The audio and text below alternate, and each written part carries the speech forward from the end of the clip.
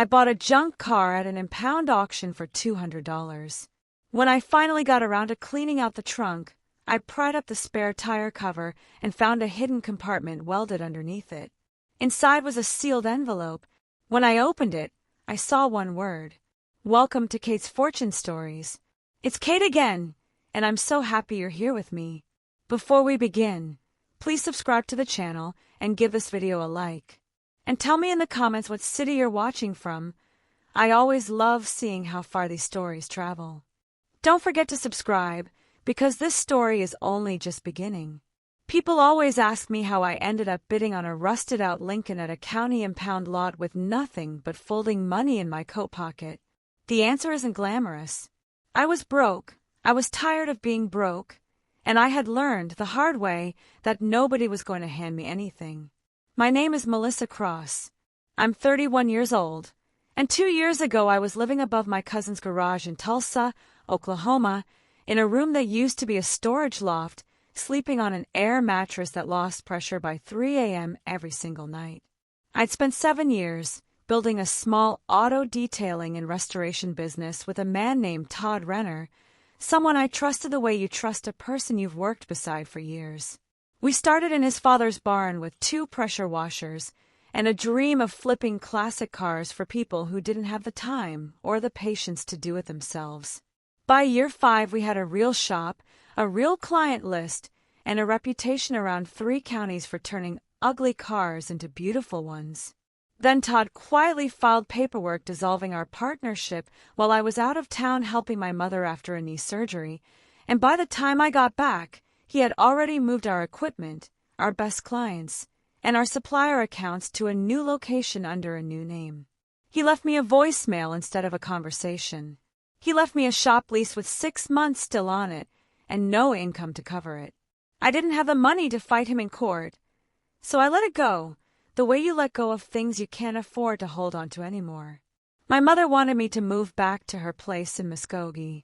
My best friend kept forwarding me job listings for parts counter positions at auto stores.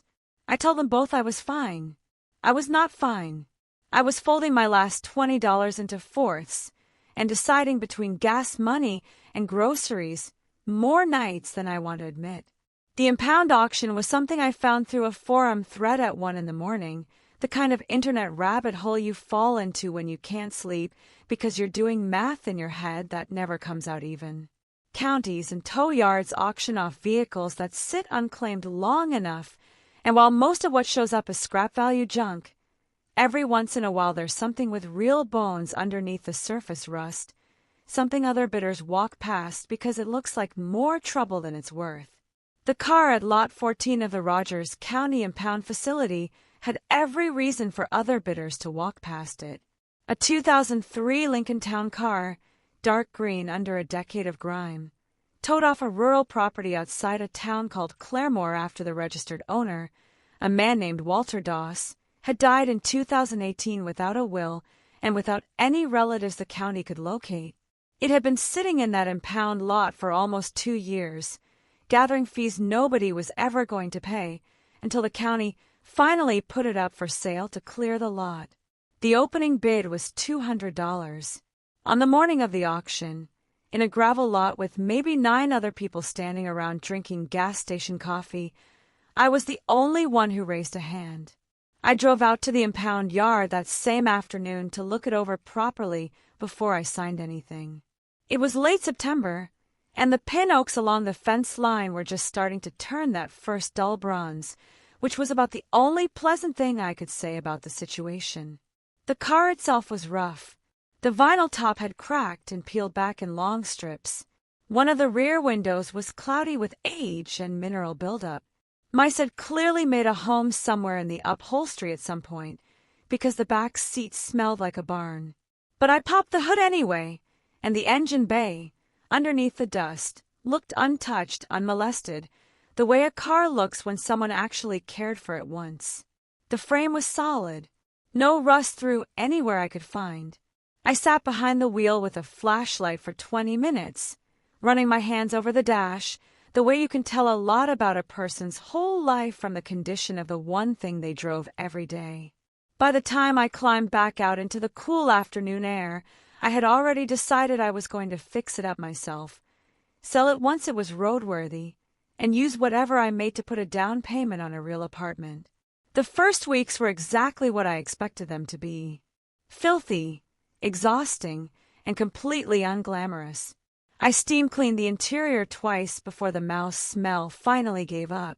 I pulled the door panels and found a layer of grime that had to be decades old, and under that, surprisingly clean factory upholstery that had never seen daylight. I replaced 2 belts, flushed the radiator, and spent an entire Saturday just scrubbing the wheel wells with a wire brush until my hands cramped.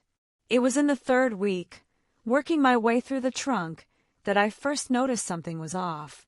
I was pulling up the trunk liner to check the spare tire and the jack kit, the way I always do on an older car, checking for water intrusion, rust, anything that might explain a smell or a soft spot. The spare tire looked normal at first glance, but when I lifted the tire itself out to inspect the well underneath, the metal floor beneath it didn't sit flush the way it should have. There was a seam running along one edge that didn't match the factory stamping pattern anywhere else in the trunk. A rectangle, roughly 2 feet by 18 inches, welded in with a precision that a body shop does, not a factory line. I told myself it was probably an old aftermarket subwoofer box, gutted out at some point. People do strange things to old cars. I told myself that for 2 more days. Then I finally got a flashlight down along the edge of that seam and saw 4 recessed bolt heads, painted over to match the trunk floor, spaced with a kind of deliberate evenness that had nothing to do with speakers. I went and sat in my own truck in the impound yard adjacent gravel lot outside my rented garage bay for a long time, just looking at the Lincoln through the windshield. The pin oaks had dropped half their leaves by then, plastered wet against the pavement. What was underneath that panel? Some part of me genuinely didn't want to know, because I understood, the way your gut understands things before your brain does, that whatever was under there was going to change something. And I had already been through enough change for 1 year. But I went back inside the garage bay. I found a socket set. I backed out the 4 bolts, and I lifted the panel free. The compartment underneath was shallow, maybe 8 inches deep, but it ran the full width of the trunk floor, lined with a scrap of the same cedar-colored shelf liner you'd find in someone's linen closet, which struck me as such a strange, domestic detail for a hidden car compartment that I actually laughed out loud, standing there alone in the garage. Packed flat inside, wrapped in plastic and secured with the kind of heavy rubber bands you'd use on a garden hose, were 9 bundles of cash, thick as bricks, and beneath the last bundle, a single sealed envelope with nothing written on the outside. I didn't count the money that first night. I couldn't make my hands work well enough. I sat down on an overturned bucket in that garage bay with my heart going at a pace that genuinely worried me, and I just stared at the compartment for a long time before I made myself reach in and pick up the envelope. The seal was wax, plain, no name, no marking. My hands were shaking hard enough that I tore the paper a little getting it open. Inside was a single index card, in neat, deliberate handwriting, 1 word: run. I didn't run. I want to say that clearly, because in the weeks that followed I would ask myself 100 different times why I didn't just walk away, sell the car for parts, and pretend I'd never lifted that trunk liner. The answer I kept coming back to was always the same one. Running requires knowing what exactly you're running from, and I didn't know anything yet. What I had was a hidden compartment full of cash, 1 word written on a card, and a car I had legally purchased for $200 at a public auction. I didn't sleep that night either. I bolted the panel back down as best I could and locked the garage bay with 2 padlocks instead of 1, and then I sat at my cousin's kitchen table with a cup of coffee I never drank, watching the window go from black to gray to the flat, colorless white of an early October morning. I ran through everything I actually knew about Walter Doss, which amounted to almost nothing. He died in 2018. He'd lived alone on a piece of rural property outside Claremore for at least the last 15 years, according to the auction paperwork. He had no heirs the county could ever locate. That was the complete inventory of facts I had about the man whose car I now owned. What I did the next morning was drive to the Claremore Public Library. Not the county courthouse, not an attorney's office, the library, because I wasn't ready to make anything official yet. I needed to think before I acted, and thinking required information I didn't currently have. The librarian, an older man named Mr. Osei, who never once asked me why a stranger wanted 15 years of the Claremore Daily Progress on microfilm, pulled the archive for me without a single intrusive question, which I appreciated more than I could have told him. I spent almost 5 hours at that reader, scrolling back through more than a decade of small-town news. Walter Doss appeared exactly twice. Once in 2004, in a brief item about a zoning exemption granted to a salvage operation on County Road 412, registered under a company called Doss Reclamation LLC, and once in 2016, in an obituary for a man named Harold Vance, described as a longtime Claremore resident and business associate of Walter Doss for over a decade. Harold Vance. I wrote the name down.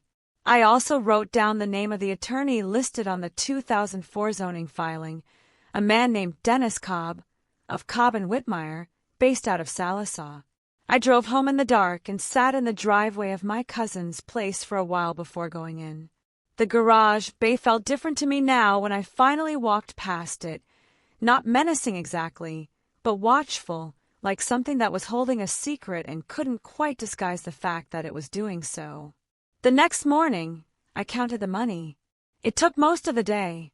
I was careful about it, methodical, the way I get careful and methodical about everything when I'm frightened, because precision is the closest thing I know to control.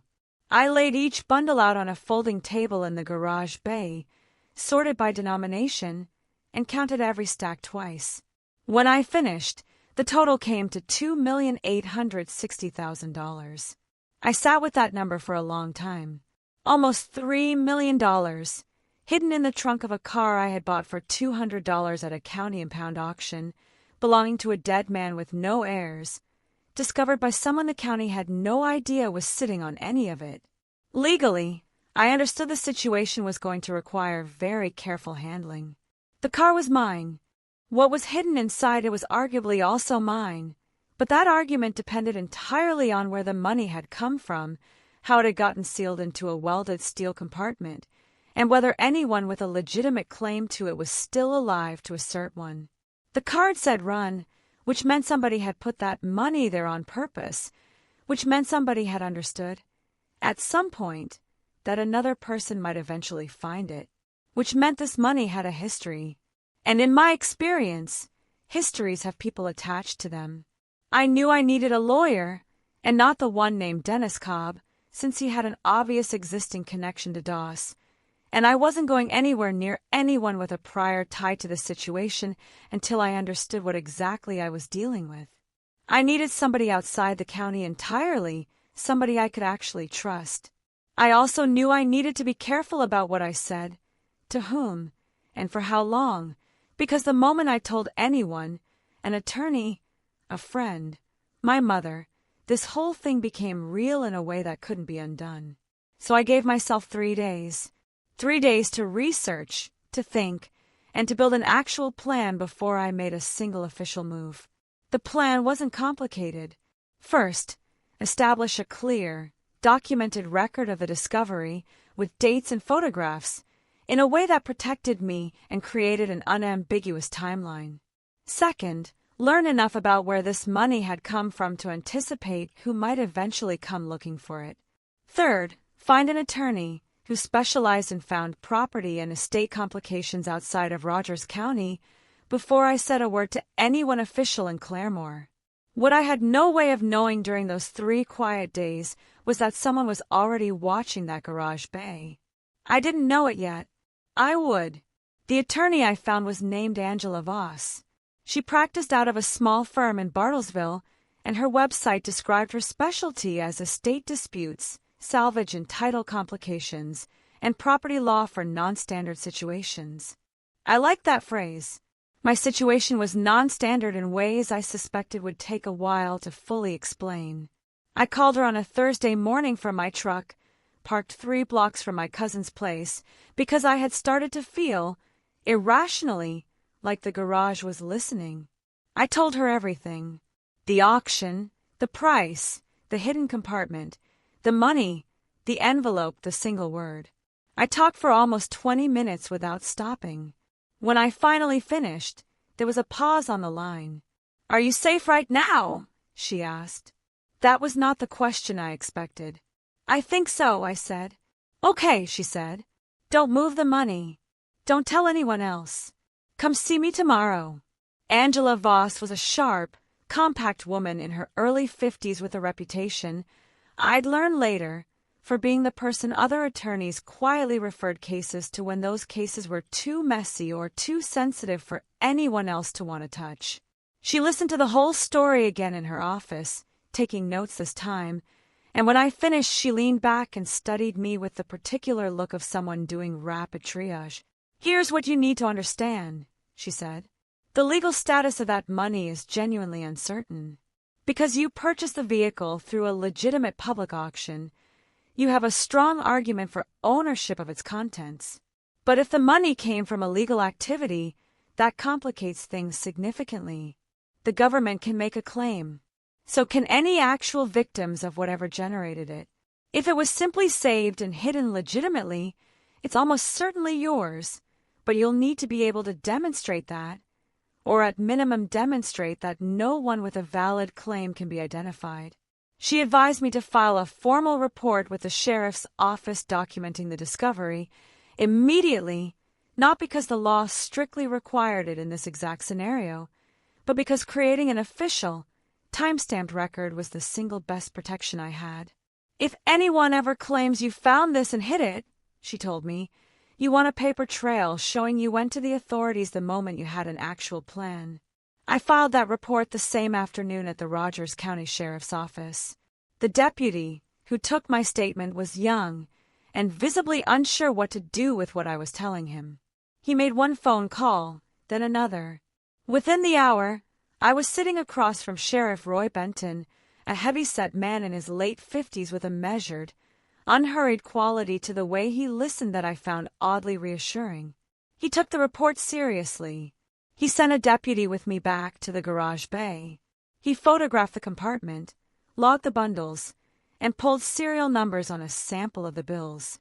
And then he said something that stopped the blood in my veins. "You know what's interesting?" he said, standing over the open trunk. "We had a tip called in on this vehicle back in 2017, before DOS even passed. Somebody didn't leave a name, said there might be a large sum of cash hidden somewhere in it. We searched it, found nothing, closed it out." He paused. "Looks like we missed something. Somebody had called in a tip in 2017, a year before Walter Doss died. Which meant somebody, not Doss, not a stranger, but somebody who knew, had tried to have that money found or seized while Doss was still alive, and it hadn't worked. Who would do that? I drove home that night with my windows cracked even though it was cold, because I needed the air on my face to keep my head clear. I was still sitting in the driveway when my phone buzzed with a text from a number I didn't recognize. "We know you found it. Don't do anything stupid." I screenshotted it, forwarded it to Angela, and called the sheriff. The next morning, Angela called back with news. She had a contact at the county recorder's office and had pulled the full history on Doss Reclamation LLC from that 2004 zoning filing. The company had been registered in 2003 with 2 members, Walter Doss and a man named Curtis Vance, the son of Harold Vance, the man whose obituary had described him as Doss's longtime business associate. I had my first direct connection. I had my first real piece of evidence, and somebody out there already knew that I had it. There was no going back from here. Angela moved quickly once we had Curtis Vance's name. She filed an emergency motion the following morning requesting the money be held under court-supervised custody pending resolution of any ownership claim, and simultaneously notified the county prosecutor's office about the threatening text. The prosecutor's office was interested immediately. The text had come from a burner number, which told us something about the person who sent it. This wasn't a panicked reaction. This was someone who had prepared for exactly this scenario or something close to it.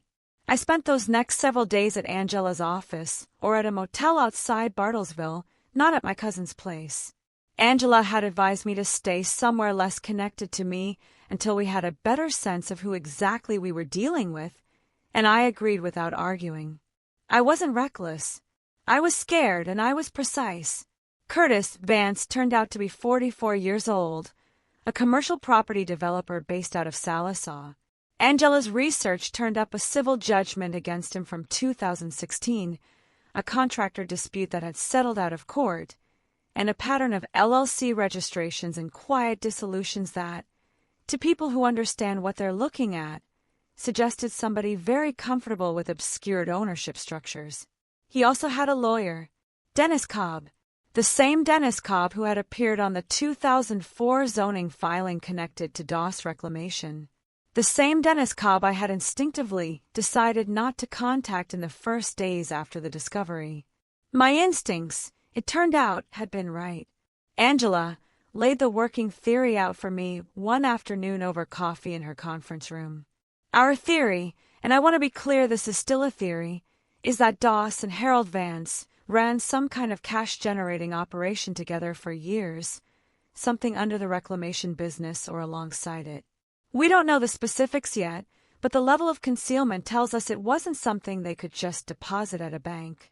When Harold Vance died in 2016, Curtis, as his heir, would have expected to inherit his father's share of whatever the arrangement was. If Doss stonewalled him, refused to acknowledge any arrangement or hand over funds, Curtis would have been stuck.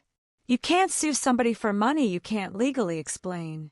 So he called in the tip in 2017. I said following it. Maybe trying to trigger a police seizure, after which he could try to make some kind of claim as an interested party. That would be my guess. But the search didn't turn up anything. Doss must have already sealed that compartment shut. And then Doss died in 2018. The property went to auction, eventually, and Curtis was left waiting. Waiting to buy the car himself, I said. That would be my guess, too. I thought about that for a while.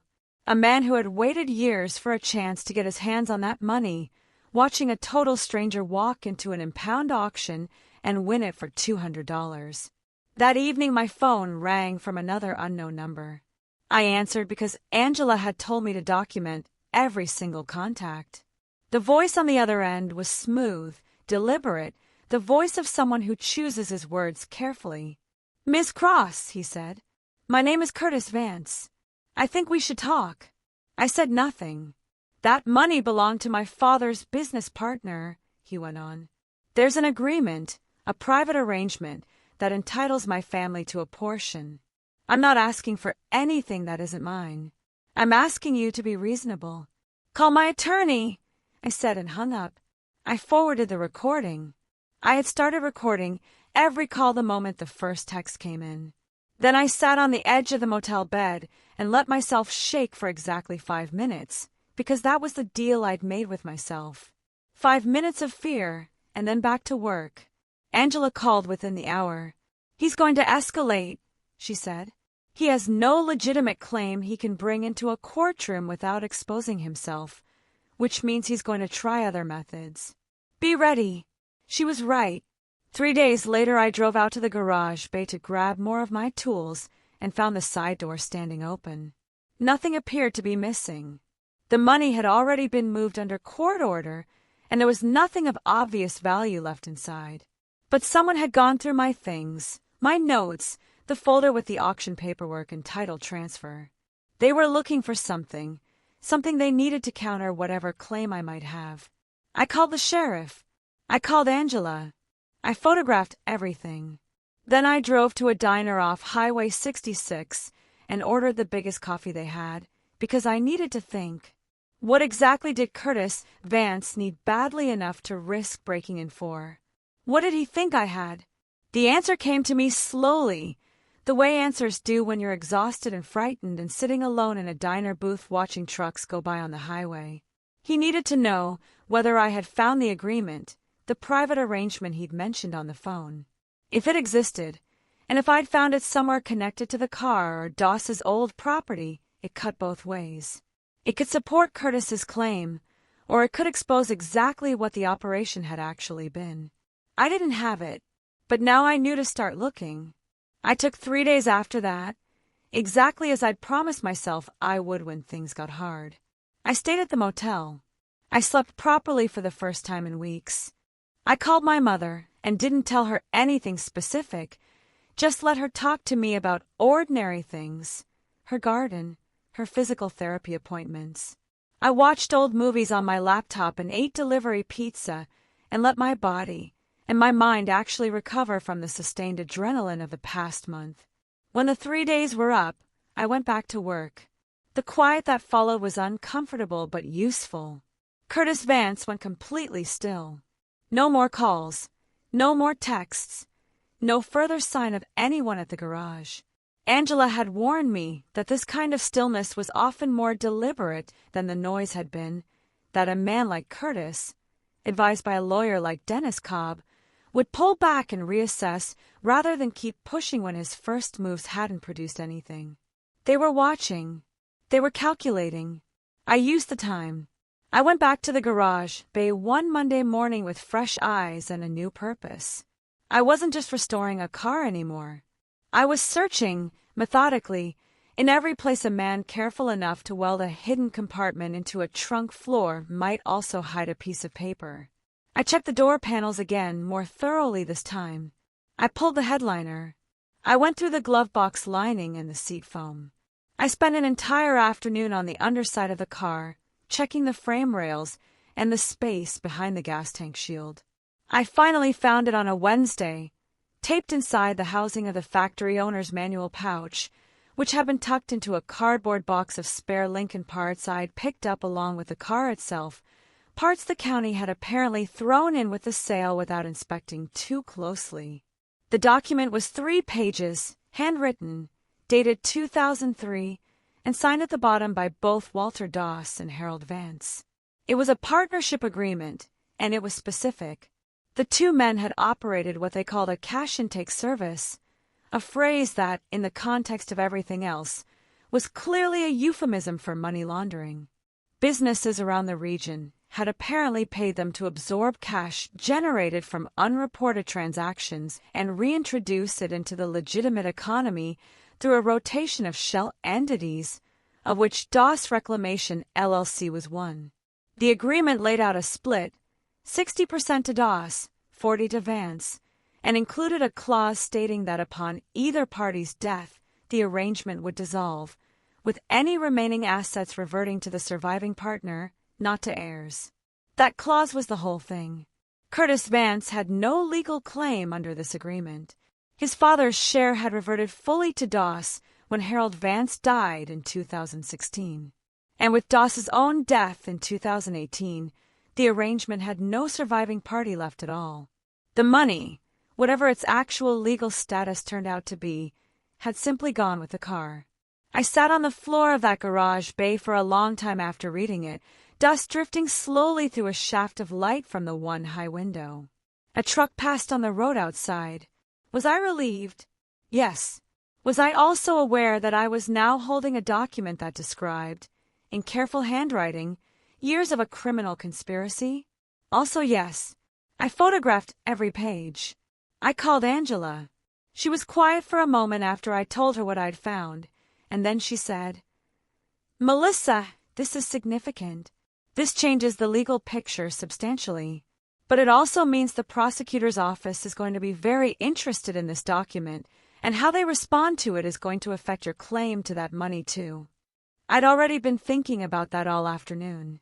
"There's a path here," Angela said carefully, "where you cooperate fully with a prosecutor's investigation into the underlying operation, and in exchange your claim to the money, as a good-faith purchaser of the vehicle, gets treated sympathetically. It's not guaranteed, but it's real. And Curtis Vance, if this document is what you're describing, has spent the last year trying to recover money he has no legal right to, generated by a criminal enterprise his father participated in. The prosecutor is going to want to talk to him, too." Something settled in my chest. Not triumph.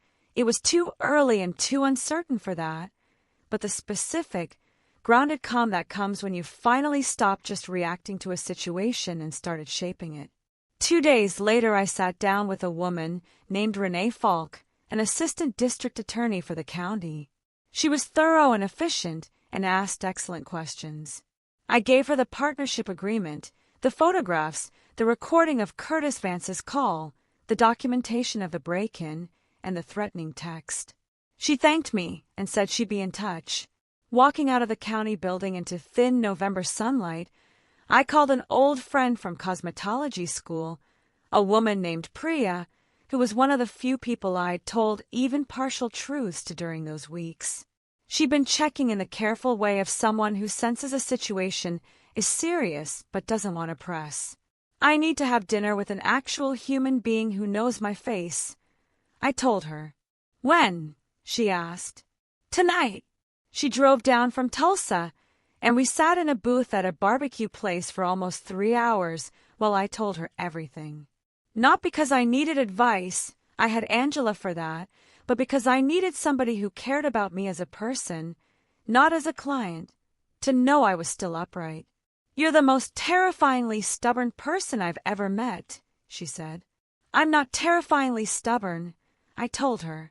I'm just very, very careful. She laughed. It was the first time I'd laughed in weeks.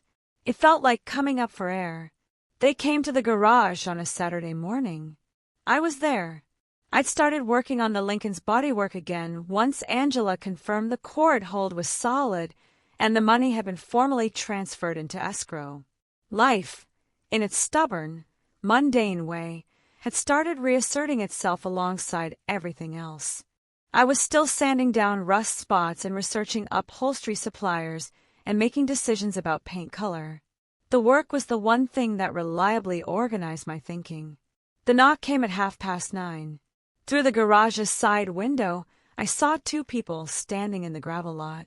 A man I recognized immediately from the photo Angela had shown me, Curtis Vance, tall, well-dressed, with the rehearsed composure of somebody who'd prepared this exact moment, and a woman I didn't recognize, around 60, standing with a rigid posture and an expression of practiced concern. I stepped outside but didn't invite them in. Miss Cross, Curtis said, I apologize for coming unannounced. This is my aunt, Carol Vance. She was very close to my father. We wanted to come in person and clear the air. We feel there's been a misunderstanding.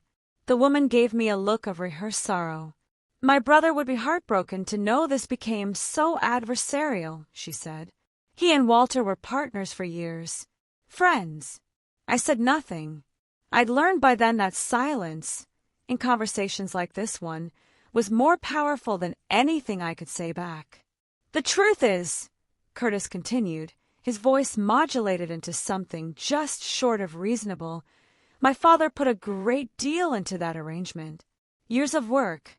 That money in that car was in significant part the result of his effort. Legally, I understand the situation is complicated. He spread his hands in a gesture of appealing openness. But morally, surely you can see the right thing here is to come to some kind of arrangement. There it was. Morally. The word people reach for when they can no longer say legally. We're not looking for all of it, Carol said, stepping slightly forward with the air of someone offering a great concession. A third. That's all we'd ask. A quiet, private arrangement. No more legal proceedings. No more stress for either side. You'd keep the car, you'd keep the majority, and we could all move on. I looked at both of them for a long moment. Do you know what I find morally interesting? I said, and my voice came out steadier than I expected it to. You're standing in this lot making that offer the same week your attorney filed a motion to have the partnership agreement excluded from evidence on the grounds of privilege. The rehearsed composure on Curtis's face flickered, just for a second. Those are separate matters, he said. They're not, I said. If you genuinely believed you had a moral claim, you'd be making it in a courtroom. You're here because you've been advised you can't win it there, and I'm not interested in a private arrangement designed to accomplish what your legal strategy can't. Carol's sorrow curdled into something sharper. "You're making a mistake," she said. "Curtis has friends in this part of the state, people who've known this family for decades. You're a stranger here, and strangers who make enemies of the wrong people tend to regret it." "Carol," Curtis said quickly. She stopped, but the mask had already slipped, and all three of us knew it had. "I think you should leave," I said. Curtis looked at me for a long moment with an expression I recognized, not quite anger, but something underneath it, something colder. Then he nodded once, and the two of them walked back to a silver SUV and drove off down the gravel road. I stood there in the lot for a minute afterward. My heart was going fast. My hands, oddly, were steady. I'd expected them to come. I'd even more or less expected exactly this approach, the ant, the moral appeal, the supposedly modest ask. What I hadn't fully expected was how transparent the whole thing would feel, how clearly I'd be able to see the machinery running underneath it. The fear was still there. Carol's words, "strangers who make enemies of the wrong people," had landed with all the weight they were meant to carry. Curtis Vance had connections in this part of the state. I did not.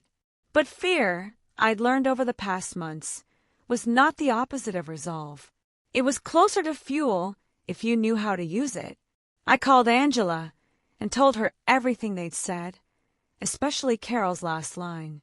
"Good," Angela said, in a tone that surprised me with how satisfied it sounded. "That's very good for us." It didn't feel good. "It will," she said.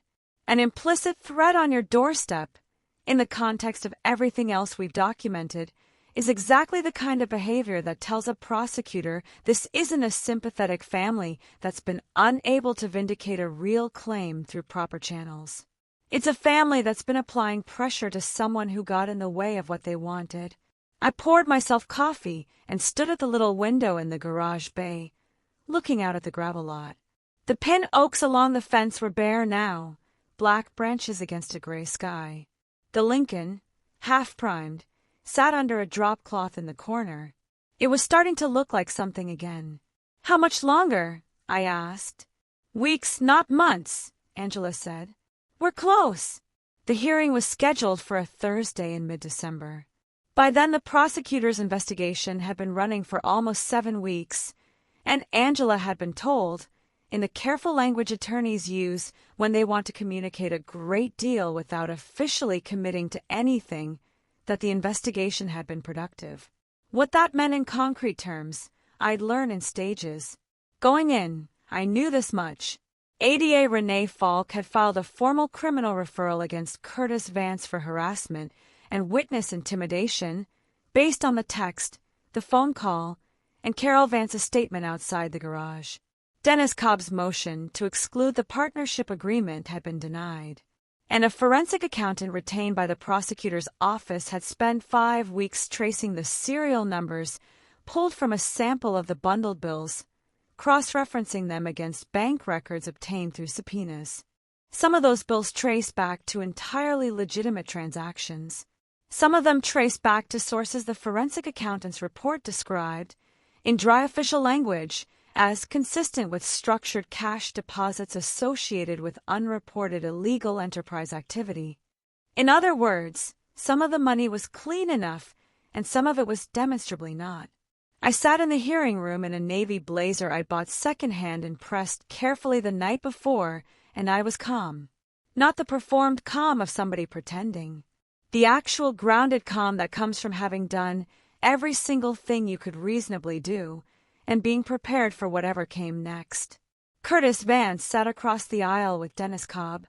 He was dressed impeccably and holding his face in the expression of a man wrongly accused of something minor, patiently waiting for the misunderstanding to resolve itself. I'd seen that particular expression on powerful people before. It's a kind of armor. This hearing wasn't the final resolution of who actually owned the money. That would come later, through a separate proceeding. But it was where the criminal referral would be addressed, where the admissibility of the partnership agreement would be formally settled, and where the overall direction of everything would become clear. Renee Falk was methodical and precise. She walked the judge through the whole timeline, The impound auction, the discovery, the formal report, the text, the phone call, the break-in, the discovery of the partnership agreement, the visit from Curtis and Carol Vance. Then she introduced the forensic accountant's findings. And then she introduced something I hadn't known was coming. She called a witness, a man named Harlan Boyd, 68, a retired equipment dealer from Sallisaw who, under a limited immunity agreement, had agreed to describe in detail his own participation in the cash intake service run by Walter Doss and Harold Vance between 2003 and 2015. Harlan Boyd described payments, described procedures, described the specific individuals who had managed his account. He named Harold Vance as his primary contact. He named Dennis Cobb as the attorney who had drafted the shell company paperwork. Dennis Cobb, seated at the defense table, went very still. Curtis Vance turned and said something to him in a low voice. Cobb shook his head, almost imperceptibly. Then Falk said, "Your Honor, the state would also like to note that a second witness, currently under a separate immunity agreement, has provided corroborating testimony, along with documentation indicating that Curtis Vance was aware of the nature of his father's cash intake operation no later than 2013, and that he personally received a direct distribution from that operation in 2014 in the amount of $65,000. The composure on Curtis Vance's face didn't break, exactly, but something behind it did. I watched it happen, a shift in the quality of his stillness from controlled to frozen. Cobb put a hand on his arm. The judge asked defense counsel whether he wished to respond. Cobb stood. "Your Honor, my client categorically denies." "Mr. Cobb," the judge said, "I'm going to stop you there. Given what we've heard this morning, I'm also directing that the State Bar's Ethics Committee be notified of a potential conflict of interest arising from your firm's role in drafting the entities described in this partnership agreement, and your current representation of Mr. Vance in matters directly related to those same entities. Do you understand?" "Yes, Your Honor," Cobb said. He sat back down. I looked over at Curtis Vance. He was staring straight ahead, jaw tight. The armor was still on, technically, but it had a serious dent in it now, and all of us in that room could see the shape of what was underneath. The months after the hearing moved with the particular, deliberate speed the legal system runs at, which is to say not fast, but relentless. Dennis Cobb withdrew from Curtis Vance's case within a week, citing conflict of interest.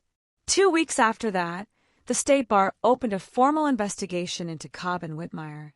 Curtis retained new counsel, an attorney from Oklahoma City with an aggressive posture, who, according to Angela, began almost immediately trying to assess whether any kind of deal was possible. There was no deal.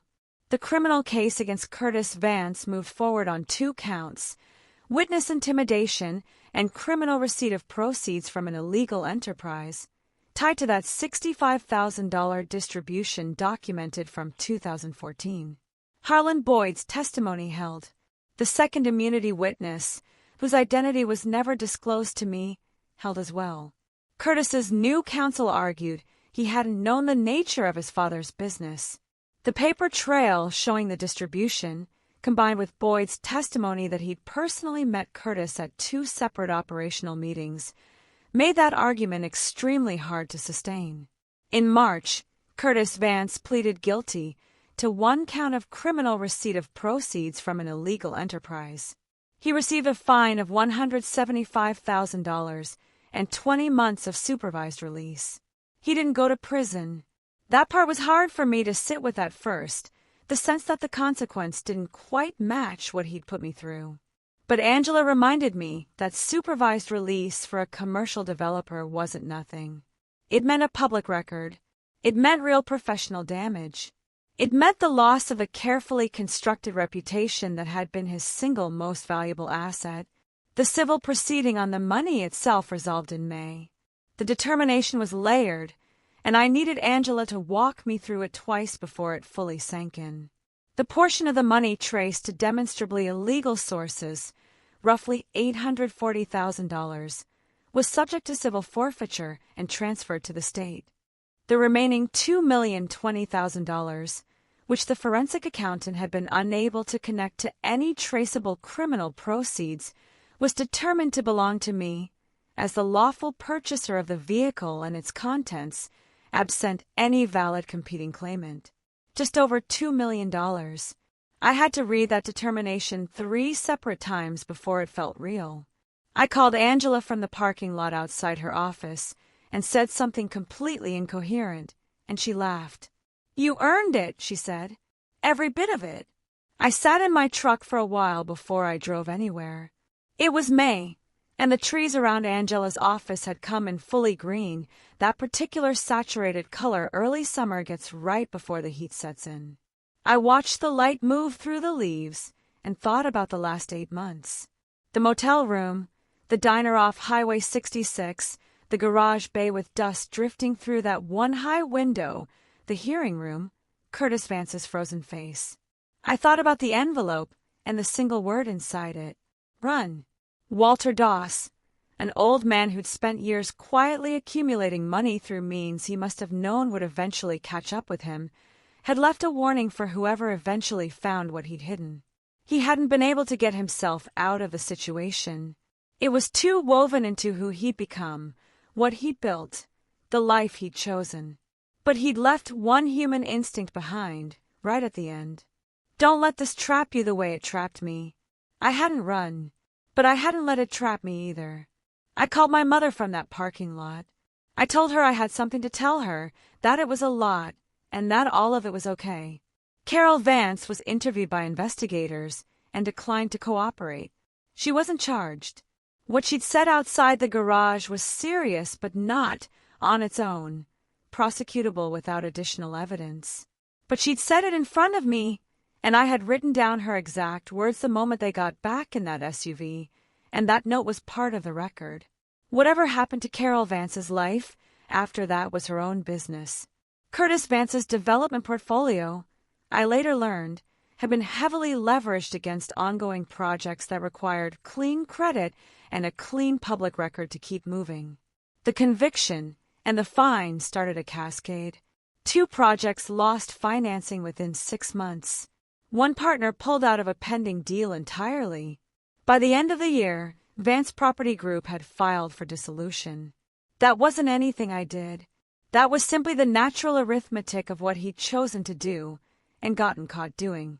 I took no satisfaction in it beyond the cold acknowledgement that consequences, once they start, rarely stop at the ones a court formally hands down. I finished restoring the Lincoln the following September, almost exactly a year after I first noticed that seam in the trunk floor didn't look right. I didn't sell it. That had been the plan from the very beginning. Fix it, flip it, move on. But somewhere across those months of work, through all of it, the car had turned into something else. Not just a project, a marker, my marker. I'd taken it down to bare metal in places and put it back together with my own hands, and I knew every inch of it the particular, intimate way you know something you've repaired yourself. The trunk floor, repainted and resealed, showed no sign of what had once been welded underneath it.